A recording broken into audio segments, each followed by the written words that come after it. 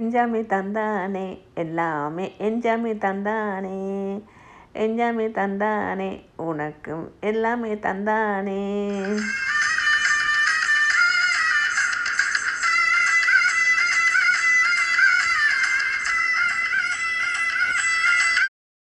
Hi, வணக்கம் எல்லாருக்கும். Welcome to my channel.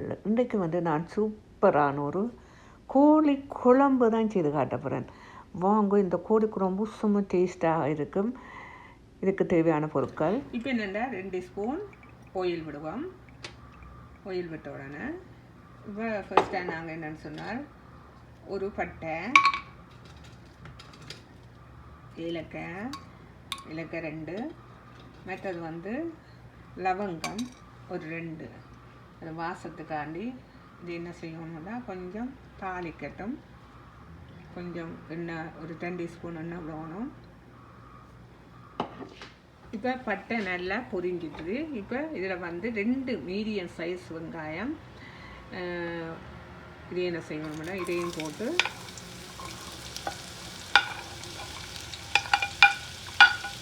அதையும் போட்டு வதக்கணும்.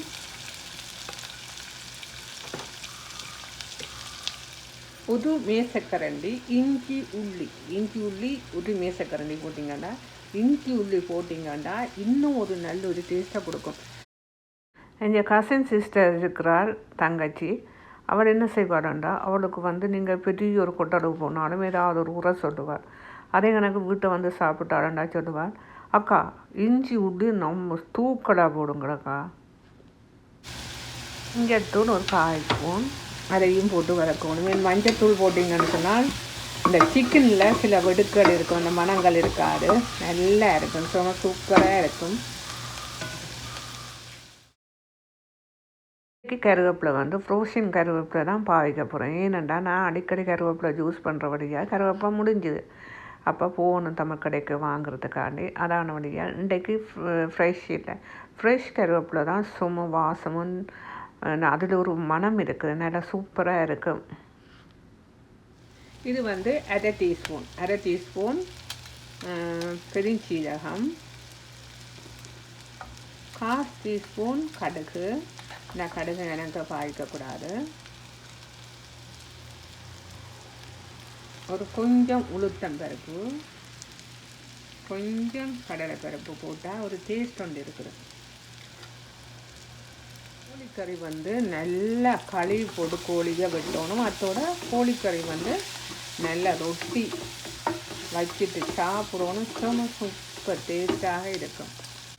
இப்போ என்னென்னு சொன்னால் நல்லா கழுவி வச்சுக்கணும். கோழியை நல்லா கழுவி வச்சுருந்தீங்கன்னு சொன்னால் இப்படி வெட்டி வச்சுக்கணும். வெட்டி வடிவை க்ளீன் பண்ணி வச்சுட்டு இதில் 1/2 கிலோ சிக்கன் போட்டு நல்லா வதக்கணும். இந்த தண்ணி போக மட்டும் நல்லா வதங்கட்டும்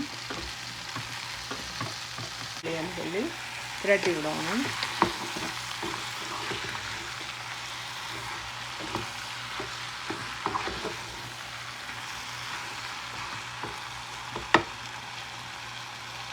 இதுக்கு மூடி போட்டு ஒரு 5 மினிட்ஸ் இது அவியட்டும், தண்ணியிலே அவியட்டும். இப்போ நல்லா பாருங்க, நல்லா அவிஞ்சுது, தண்ணி இல்லை. இப்போ என்ன செய்யணும்டா, என்னென்னா 2 தக்காளி பழம் போட்டிங்கன்னா நல்ல டேஸ்ட் ஒன்றை கொடுக்கும். இதே என்னடா போட்டு வதக்கணும். இதுக்கு தேவையான உப்பு,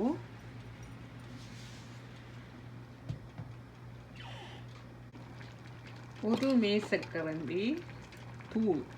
உங்களுக்கு வேணுமென்னு சொன்னால் ரொம்ப தூள் போடலாம். சில பேர் நல்லா உரைப்பு சாப்பிடுவேன், அப்போ தூள் ரொம்ப போடலாம். நான் ஒரு கரண்டி போடுறேன். எல்லாத்தையும் இப்போ பிரட்டி விடுவோம்.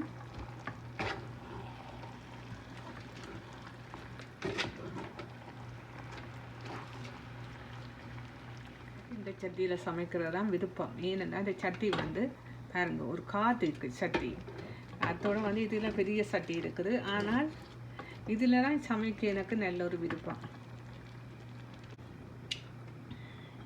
இதுக்கு ஒரு டம்ளர் தண்ணி விட்டு நல்லா சூப்பராக இருக்கும். இப்போ எல்லாத்தையும் மிக்ஸ் பண்ணி போட்டு ஒரு கப்பு ஓகே ஒன்று பார்ப்போம். உப்பு நல்லா சூப்பராக இருக்குது, கறியும் நல்லா சூப்பராக இருக்குது, உரைப்பெல்லாம் நல்லா சூப்பராக இருக்குது. இப்போ வந்து ஒரு உருளைக்கிழங்கு நல்லா கழுவி போட்டு கட் பண்ணி அதையும் போட்டு விடுவோம். போட்டு நல்லா அவிய விடுவோம். ஓகே, நல்லா அவிய விட்டால் செம சூப்பரான ஒரு கோழிக்கறி ரெடி ஆகிடும். ஓகே, இதையும் மூடி வைப்போம்.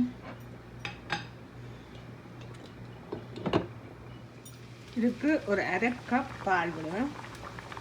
இந்த பால் வந்து சும்மா சூப்பர் பால். மற்றது நல்ல பிராண்ட் இது நல்ல தடிப்பு. இது என்னென்றால் கோகோனட் மில்க்.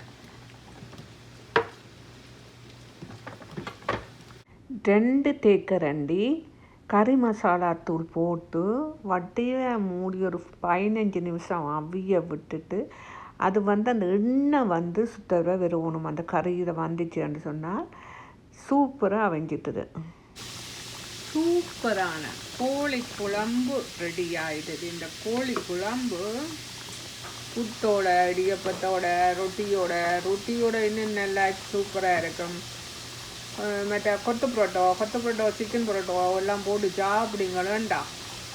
ஆமாம், செம்ம டேஸ்டாக இருக்கும். இந்த வீடியோ பிடிச்சா லைக் பண்ணுங்கள், ஷேர் பண்ணுங்கள், கமெண்ட் பண்ணுங்கள், சப்ஸ்கிரைப் பண்ணுங்கள். நன்றி.